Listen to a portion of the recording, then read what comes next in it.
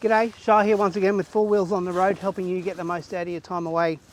This week we're going to take a bit of a look at a follow-up to a really popular video that I posted quite a while ago now. I've had a lot of people asking me to do a little bit of a progression through treating mould on canvas. So what I wanted to do this week is take a look at a bag and also a swag that we currently have at the moment. And what I'm going to be doing is treating both of these and taking a look at them in a few days' time just to see what the treatment with the vinegar that we use and the water mixture has actually had. And we're going to take a look at how it progresses throughout time and just how many treatments it's actually going to require to get rid of all the mold that's on this bag.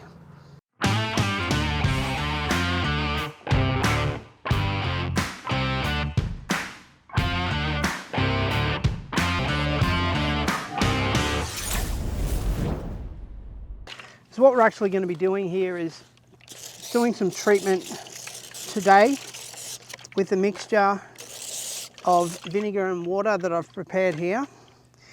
And what we'll do is we'll take a look at this and how it affects the mold that's on the bag and how long it actually takes to remove all of the mold that's on the bag as well. A bit of a common misconception is, number one, that you actually can't treat mold if it's on canvas or on bags. You actually can.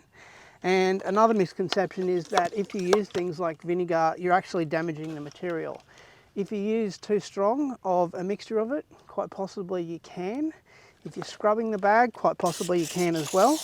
But if you just use a bit of a mixture mixed with water here and just spray it on the bag and just leave it, it's quite fine to do. And it's something I've done on the rooftop tent canvas that I have many times over the many years that I've had it. So as you'll see here on the swag canvas, there's not a heck of a lot that's really bad in terms of mold, but there are a couple of little white spots, as you'll see here in the seam and on the main body of the swag itself, and also on the front of the swag as well. So what we're going to do today is just give it a bit of a light to medium spray, and we'll probably do about 2 or 3 treatments on the swag and see how that's looking after 2 to 3 days of spraying it and leaving it in the sun for a bit. So as I've mentioned in the past, I generally use around about 1 part vinegar to 10 parts water, but when there are bags or canvases that I'm working with, such as the one that I am right now, I make the mixture a little bit stronger. So for this mixture, I've made it half and half. So that's half cleaning vinegar and half water. And as you'll no doubt see here, I am absolutely drenching this bag with the mixture today. In the past, when I've done treatments on any canvas that I've had that was damaged, I usually just give it a light spray.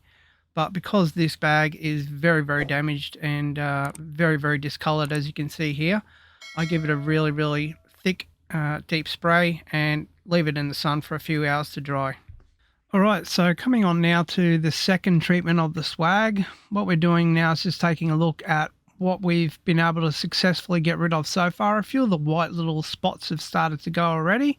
So we're going to give the swag another spray now and leave it in the sun for a couple of hours. And what you'll be noticing here on the swag bag itself is it doesn't accept the spray as well as the canvas itself does. So a lot of the stains, even though we've treated them now 3 times, haven't actually gone, and they may not actually disappear as much as we probably want them to. I think they will actually disappear really well, but not as good as the canvas itself would. And coming back now a couple of days later and taking a look at some of the sections along the side that we had quite a little bit of dark mold that was growing on the swag itself, they've now started to almost go away, and all of the little white spots that were on the outer of the main flap have now gone. Heading on now to the 4th day of treating the swag bag, and you'll see on the lightly stained end now, most of those stains are almost gone. However, on the end of the bag that actually had quite a few dark stains on it, we can see now that we can't actually get rid of that stain itself, but you'll see next to the rust itself here, there was a white line that was where the mold was growing. It's mostly gone now. I think we're actually going to be able to get rid of quite a bit of that because this bag, as we mentioned earlier, is not canvas, so we can only get rid of a certain amount of the mold itself. And this now is the last day that we're taking a look at giving the swag itself a treatment. And you can see here that most of the problem areas on the sides have now completely disappeared, which is great. And all of the areas on the main swag itself have now gone. And all of the little problem areas on the front of the swag as well, which were just little white spots to begin with, have now also gone, which is great. And now on the last day of treating the bag itself, as you can see, overall it's been really successful in getting rid of a lot of the stains. Alright, well that's it for us taking a look at giving the swag and the swag bag a treatment. Hopefully it's been of benefit to you. If it has, please drop a like below. I really would appreciate that, and also leave me some comments. It really helps the channel to grow. Right, once again, thanks very much for joining us, and we'll see you next time we get 4 wheels on the road.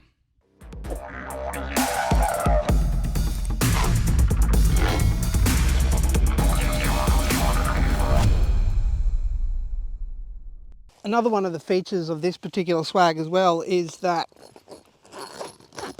as well as having the mesh on the top that we just mentioned before, you've also got a mesh window at the front and a lockable window, sort of lockable behind canvas as well. So some swags actually don't feature just the mesh window, or they don't even have a window at all, but this actually has a window for the canvas window here, and also a mesh window as well. And you'll see from these little tabs here that you can actually roll those up and keep those away nice and safe and secure if you don't want to have them sort of flapping around the place. All you really need, to be honest, is just enough to sort of have your knees up in the air, and that's about it. If you can semi sit up at the top, that's probably all you're after. All you really want to do is just basically sleep in the thing, to be honest, and perhaps sort of get changed as well. And you can do that quite sufficiently in here. There's tons of room, and you can put your knees up quite comfortably, and you've got a lot of depth as well. Another advantage that you may not actually think of, but you know, that's what we're trying to do, is give you little things to think about, is that you can actually just slip the mattress in and out as easy as that, because you're not dealing with the post that comes across the top. You can just grab it in and out really, really easily. So that's another plus as well.